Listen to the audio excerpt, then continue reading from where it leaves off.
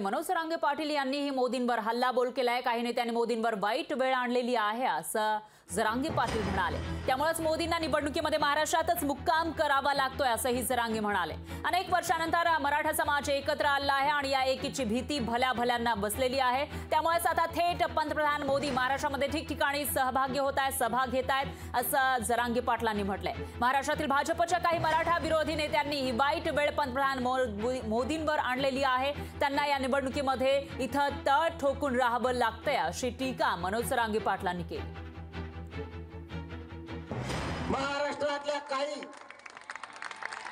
भाजपच्या 4-5 नेत्यांमुळे मोदी साहेबांवरती इतकी वाईट वेळ आली।